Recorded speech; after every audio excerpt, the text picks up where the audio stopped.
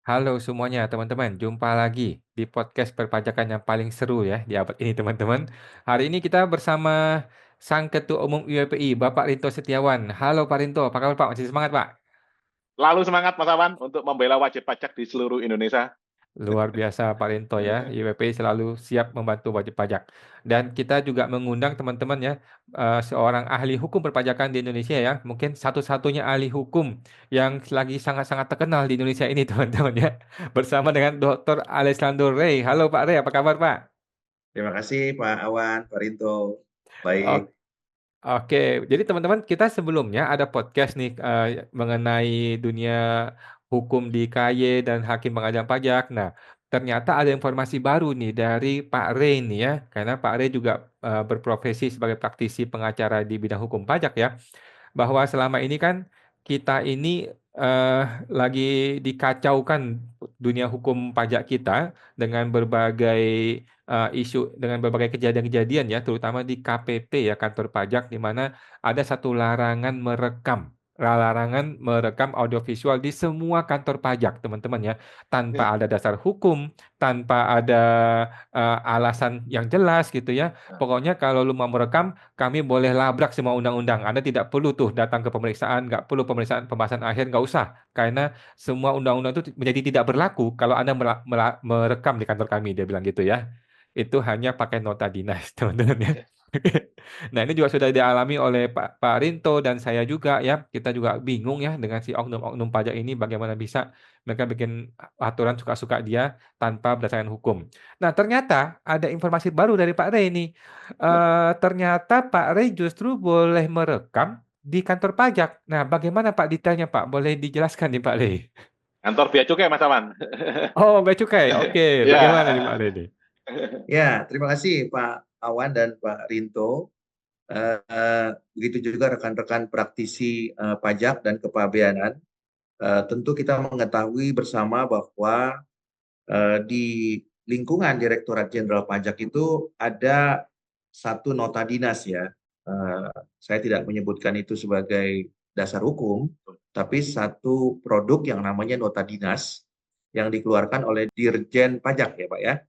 Kalau saya nggak salah, nota dinasnya nomor 1 ya Pak Wan ya, tanggal 17 Januari 2024. Kemudian Ya. ada lagi nota dinas yang kedua itu yang dikeluarkan oleh Kakanwil DJP Jatim 3. Ya, itu kalau saya nggak salah bulan September 2024. Ya, nah jadi nota dinas tersebut pada pokoknya adalah satu perintah kepada seluruh jajaran pegawai Direktorat Jenderal Pajak untuk melarang pengunjung ya, bukan wajib pajak ya, disebutnya pengunjung yang masuk atau hadir di kantor pajak untuk merekam atau meliput elektronik secara audiovisual. Nah, sehingga dengan demikian, kalau Bapak Ibu hadir di kantor pajak, baik itu di KPP, di Kanwil, di kantor pusat, tentunya tidak boleh melakukan perekaman elektronik audiovisual, ya. Dan itu sudah beberapa kali terjadi ya di beberapa KPP maupun Kanwil. Ya, meskipun ada juga Kanwil yang awalnya mengizinkan tapi kemudian berubah pikiran. Ya, tapi awalnya diizinkan. Namun berbeda dengan yang pernah kami alami di kantor Bea dan Cukai. Ya, ketika nanti Bapak Ibu rekan-rekan bisa melihat videonya ya di YouTube Reenco Jakarta Attorneys at Law ya, di mana di sana kami hadir bukan sebagai pengunjung ya Pak Awan dan Pak Rinto, tapi Ya, ya. kami hadir di sana diundang ya Undang. oleh Kabid Perbendaharaan ya KPU Bea Cukai tipe A Tanjung Priok ya untuk Ya. melakukan pembahasan sehubungan dengan permohonan pengembalian atau restitusi pasca putusan pengadilan pajak atau dalam rangka pelaksanaan putusan pengadilan pajak ya. Jadi kami telah mengajukan upaya hukum kepada pengadilan pajak dan kami dimenangkan seluruhnya. Namun kemudian ketika kami mengajukan permohonan pengembalian atau restitusi yang pertama, kami ditolak. Alasannya ada typo di putusan pengadilan pajak tersebut. ya. Kemudian klien kami karena tidak ingin berperkara lagi dengan DJBC, tentunya dengan legowo dan tentunya dengan mengelus dada, mengajukan permohonan pembetulan terhadap putusan pengadilan pajak yang mencantumkan typo HS code. Nah, setelah kami mengajukan permohonan pembetulan putusan, maka diterbitkanlah putusan revisi oleh pengadilan pajak. Dan setelah diterbitkan putusan revisi, kemudian klien kami mengajukan lagi permohonan pengembalian atau restitusi yang kedua. Dan undangan ini sebenarnya adalah dalam rangka menolak kembali permohonan pengembalian atau restitusi yang kedua tersebut. Namun sebelum ditolak, mereka mengundang klien kami, ya PT Uni Internasional, dan kebetulan kami diundang untuk mendampinginya. Dan pada saat kami mendampinginya di sana, kami hadir di sana selama kurang lebih 3 jam. Dan nanti rekan-rekan bisa lihat di YouTube-nya. Dan 3 jam itu penuh dengan diskusi, perdebatan, argumentasi, dan koreksi. Ya, sehingga pada akhirnya setelah 3 jam mereka mengatakan bahwa mereka akan mengabulkan permohonan pengembalian atau restitusi klien kami PT Uni Internasional sebagai importir atau wajib pajak. Nah, tentunya apa yang kami mau sampaikan kepada rekan-rekan, sekali lagi, wajib pajak itu punya beban yang luar biasa untuk membuktikan sebaliknya. Ya. Dan prosesnya sangat panjang sekali Pak Rinto dan Pak Awan. Ya. Sudah menang saja 6 bulan, ternyata uangnya belum bisa cair. Kalau yang kedua ditolak, berarti bisa 1 tahun Pak Rinto dan Pak Awan baru bisa cair. Ya. Nah, mungkin nanti Bapak Ibu rekan-rekan bisa melihat kepada video yang ada di layar rekan-rekan sebagai gambaran. Disinilah kami kemudian mendampingi klien kami melakukan argumentasi dan kami harus mempertahankan semua argumen kami berdasarkan hukum. Dan ternyata setelah kami berargumentasi, ternyata seksi perbendaharaan menyatakan akan memproses dan mengabulkan permohonan pengembalian atau restitusi klien kami. Yang kami mau sampaikan kepada Bapak Ibu rekan-rekan, ya khususnya IWPI, bahwa perekaman ini dilakukan secara terbuka saja. Tidak perlu ada nota dinas Pak Awan dan juga Pak Rinto. Ya. Mungkin belum viral Pak, kayak ada Mas Awan di Facebooknya. Dan nota dinasnya nggak perlu 2 juga Pak Awan dan Pak Rinto. Ya, tidak perlu nota dinas Dirjen Bea dan Cukai, tidak perlu juga nota dinas Kakanwil, dan juga nggak perlu juga nota dinas Kepala KPU. Ya. Nah, kalau Bapak Ibu rekan-rekan perhatikan, khususnya IWPI, di dalam video tersebut itu jelas ada 2 seksi yang hadir. Yang pertama ada Mas Brilian di sana sebagai tim peneliti seksi perbendaharaan atau seksi yang memutuskan apakah restitusi akan ditolak atau dikabulkan. Ya, itu ada di sebelah kiri saya. Ya, itu namanya Mas Brilian. Ya, nanti next time kita akan teliti Pak LHKPN-nya. Ya, kenapa awalnya dia menolak, kemudian setelah berdebat kemudian berubah pikiran gitu ya Pak ya. Kemudian di depan saya itu ada Pak First, ya. Pak First ini juga adalah kepala seksi perbendaharaan atau pimpinan daripada Mas Brilian. Kemudian di sebelahnya Mas Brilian itu ada Pak Rusdi sebagai seksi advokasi bantuan hukum. Dan rekannya itu ada di sebelahnya Pak Dion yang pakai baju biru sebagai WP, perwakilan WP. Nah, itu di sebelah kanannya adalah juga perwakilan dari seksi advokasi bantuan hukum, Pak. Jadi ada 4 pejabat yang kemudian bertemu dengan kami 3 orang sebagai WP. Ya. Nah, ketika kami berdiskusi, ya, melakukan pembahasan, argumentasi dan juga melakukan debat ya secara sehat ya Pak ya, berdasarkan hukum. Akhirnya setelah 3 jam Pak, kami datang dari jam 9 sampai jam 12 itu, ternyata permohonan restitusi atau pengembalian klien kami itu dapat diproses atau dapat dikabulkan. Dan selama 3 jam itu kami punya rekamannya. Ya, nanti silakan Bapak Ibu rekan-rekan bisa lihat ya. Yang ada yang full, ada juga yang sudah kami potong untuk mempermudah memahaminya. Nah, poinnya adalah kalau nota dinas itu adalah dasar hukum menurut Dirjen Pajak, yang menjadi pertanyaan kenapa itu tidak diterapkan oleh Dirjen Bea dan Cukai. Oke. Nah, Oke. tentu ini menjawab pertanyaan bahwa ini bukan dasar hukum ya, Ya. bagi mereka yang ngerti hukum gitu ya Pak. Ya. Nah, kalau mereka yang nggak ngerti hukum ya tentu mereka akan paksakan. Ya. Ya, tapi bagi yang mengerti hukum, apalagi tadi sudah ada 2 orang hadir Pak dari seksi advokasi bantuan hukum.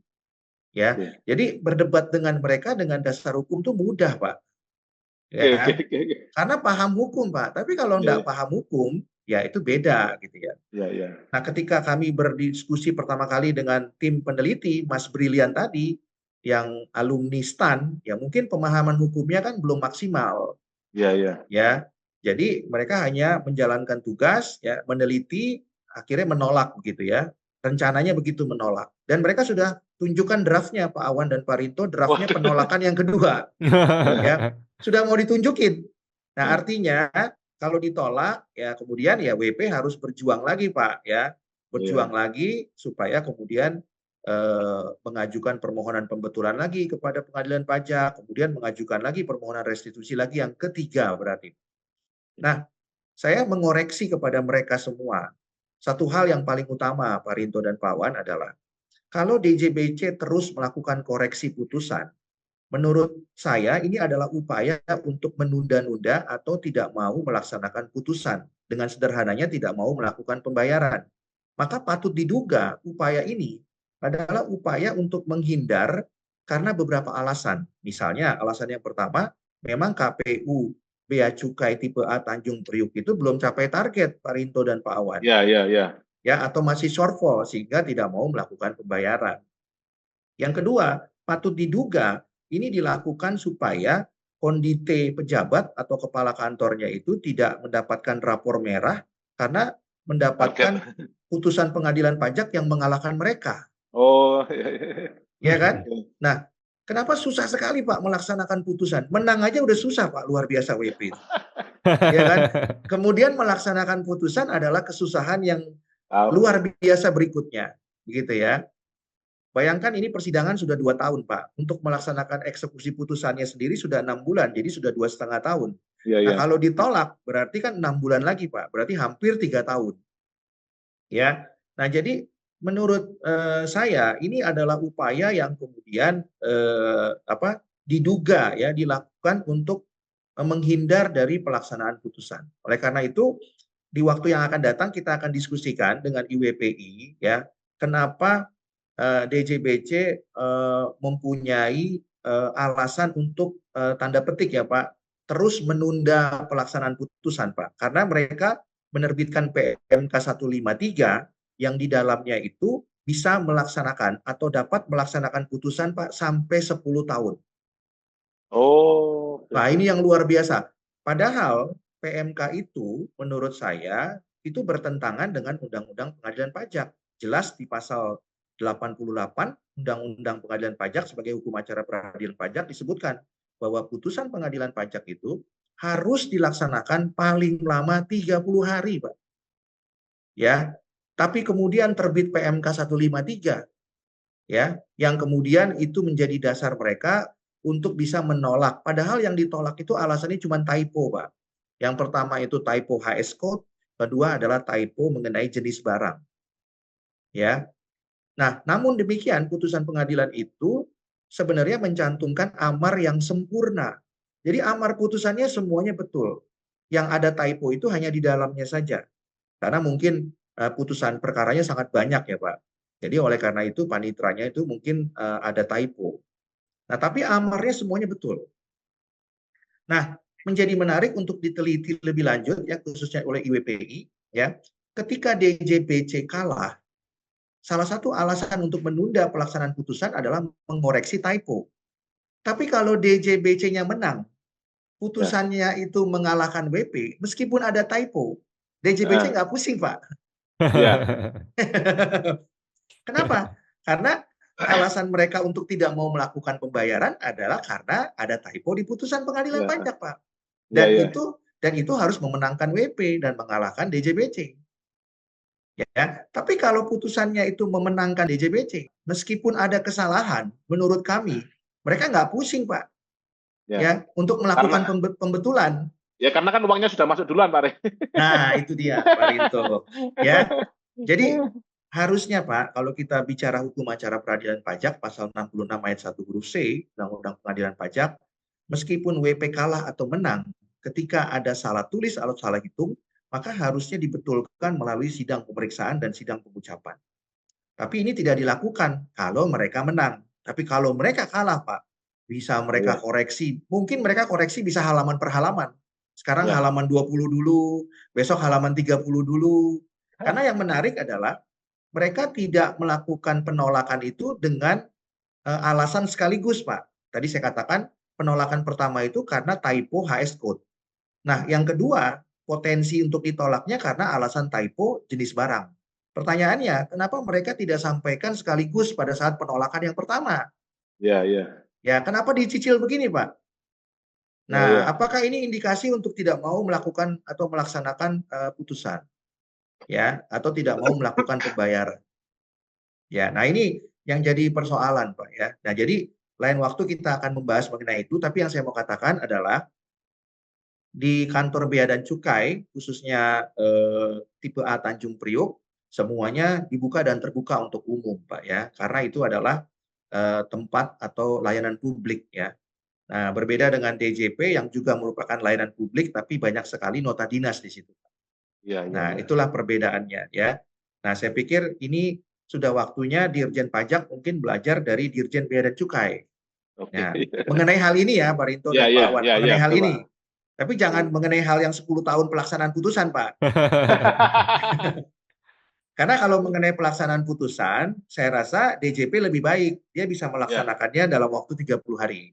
Dan itu pernah kami lalui juga, begitu ya, pernah kami alami juga, ya. Nah, tapi kalau mengenai transparansi, saya pikir DJP harus belajar kepada DJBC, ya. Nah, tapi kalau berkaitan dengan pelaksanaan putusan, saya pikir DJBC harus belajar dari DJP. Begitu, Pak Awan dan Pak Rinto. Wah, luar biasa ya. Ngomong-ngomong, Pak Rinto masih ingat nggak ada kesalahan typo dari kasusnya PT Arion yang tahun 2018-2019 itu loh? Iya, betul lah. Itu Bapak protes nggak ke pengadilan? Terus jawabannya mereka apa? Ya, itu typonya di ini ya, Mas. Apa LHP-nya, Mas? LBHP sama SPHP-nya. Nah, terus apakah mereka membetulkan atau enggak? Kita lagi upaya, Mas, permohonan pembetulan putusan. Sekarang lagi upaya itu, Mas Awan, permohonan pembetulan putusan. Maksudnya di DJP-nya kan DJP-nya salah kan? Oh iya, DJP-nya tidak mau membetulkan. Jadi kalau mereka menang tidak perlu dibetulkan. Tapi kalau mereka kalah, dia cari satu persatu typonya dibenerin. Iya. Iya. Nah, ini saya mau tambahkan sedikit, Pak Awan dan Pak Rinto ya. Ini perbedaan yang signifikan antara perkara kepabeanan cukai dan pajak ya. Jadi kalau kita tahu, kalau kita menangani perkara pajak, yang dimaksud dengan prosedur itu kan tahapan-tahapan. Misalnya prosedur pemeriksaan ya, tidak menyampaikan SP2L, tidak menyampaikan SPHP, tidak melakukan pembahasan, itu adalah tahapan-tahapan, prosedur namanya. Tapi pengertian prosedur di kepabeanan itu agak berbeda, ya. Jadi misalnya tidak memberikan check mark atau centrang, itu dianggap prosedur. Ya, tidak menuliskan dengan lengkap itu dianggap prosedur. Jadi banyak sekali kasus PIB yang dikoreksi karena tidak lengkap menyampaikan sesuatu informasi di dalam PIB. Padahal kalau di perkara pajak itu adalah hal-hal yang tidak material. Itu hal-hal yang sifatnya hanya minor saja, tidak substantif. Tapi di kepabeanan itu menjadi dianggap prosedural. Ya. Nah, sehingga perkara kepabeanan itu menurut saya itu jauh daripada pembuktian kebenaran material.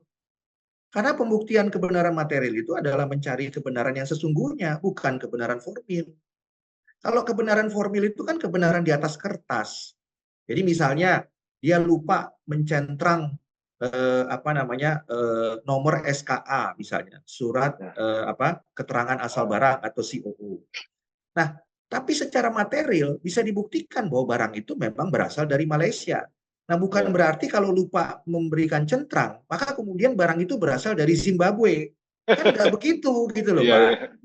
Ya, nah jadi pemahamannya hakim, ya termasuk hakim yang berperkara dengan yang memeriksa PT Arion itu, ya, Hakim Hafsah Febrianti dan kawan-kawan. Jadi pengertian prosedural itu sudah masuk ke dalam ranah typo. Nah, ini luar biasa sekali. Beda dengan masalah perkara pajak, ya. Kalau hal-hal yang sifatnya typo di pajak itu tidak substantif, gitu ya. Iya, iya.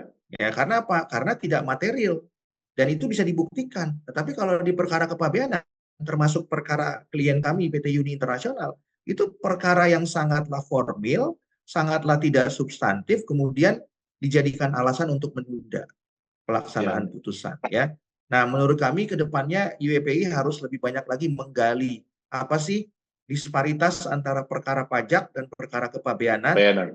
ya, dalam konteks pemahaman prosedur atau tahapan dan juga dalam konteks pelaksanaan putusan. Begitu Pak Awan dan Oke. Pak Rinto. Oke, luar biasa. Terima kasih Oke. Pak Rey atas informasinya dan pemaparannya. Kita jadi belajar banyak teman-teman ya seputar pengajaran pajak ya. Sebuah ilmu yang sulit sekali didapatkan ya. Ini hanya ilmu yang bisa didapatkan dari pengalaman teman-teman ya. Ya. Bukan dari berefek, bukan dari kuliah hukum. Iya. Oke, terima kasih Pak Ya. Rinto, terima kasih Pak Rey. Kita jumpa lagi di Ya. podcast berikutnya Pak. Terima kasih banyak. Oke, Ya, terima sama-sama, kasih Mas. Pak Awan, Pak Rinto.